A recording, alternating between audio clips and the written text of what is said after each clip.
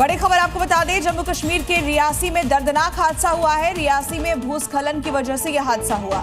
रामनगर के एसडीएम राजेंद्र सिंह की मौत हो गई है। एसडीएम और उनके बेटे की मौत की खबर सामने आई है। बताया जा रहा है कि एसडीएम की गाड़ी लैंडस्लाइड की चपेट में आ गई। वो अपने परिवार के साथ लौट रहे थे, तभी मलबे के नीचे एसडीएम की गाड़ी दब गई।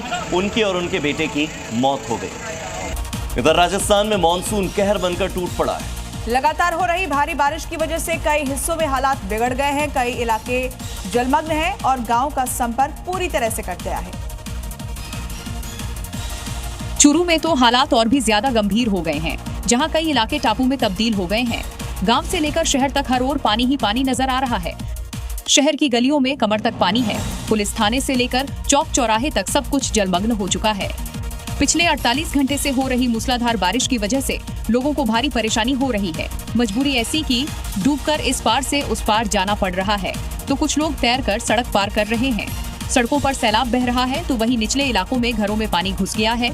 सरकार और प्रशासन हालात पर नजर बनाए हुए हैं, लेकिन आसमान से गिरती आफत थमने का नाम नहीं ले रही। राजस्थान के धौलपुर से रोंगटे खड़े कर देने वाला एक वीडियो सामने आया है। बारिश के बाद उफनती नदी में एक ट्रक बह गया और ट्रक में 4 लोग सवार थे, लेकिन 2 बहती नदी में ट्रक के साथ समा गए। देखिए तस्वीरें। हैरानी की बात यह है कि दोनों ने ट्रक को नाव समझ लिया और उसी पर सवार होकर नदी पार करने की कोशिश की, लेकिन जो हुआ वो दिल दहला देने वाला था। एक शख्स हाथ उठाकर उन्हें नदी में छलांग लगाने के इशारे दे रहा है, लेकिन दोनों शख्स नहीं माने और ट्रक के साथ कुछ दूर बहने के बाद नदी में डूब गए।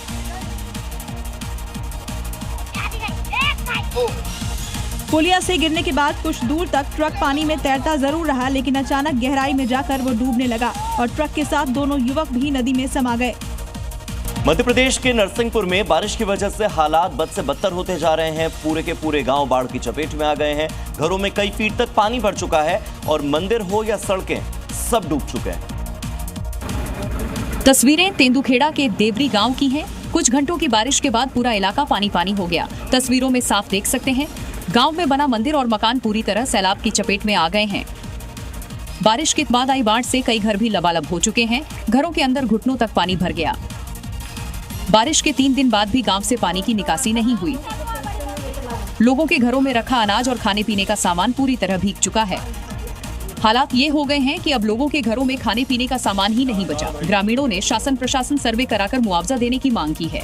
बारिश के बाद ताज नगरी की सड़कें पानी पानी हो गई। जलभराव ऐसा कि सड़कों पर नाव चलाना भी अब हकीकत बन गया है। आगरा की जलमग्न सड़कों पर नाव में सवार एक शख्स माइक लेकर स्मार्ट सिटी की पोल खोलने लगा।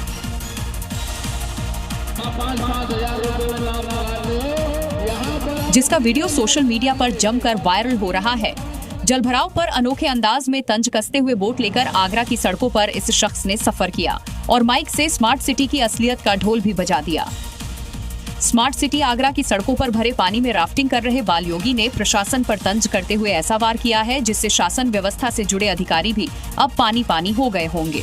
सवाल बड़ा है, जब स्मार्ट सिटी में नाव चलाना मजबूरी बन जाए तो जवाबदेही किसकी? बारिश ने सिस्टम की पोल खोल दी है, जनता जवाब तो मांगेगी ही।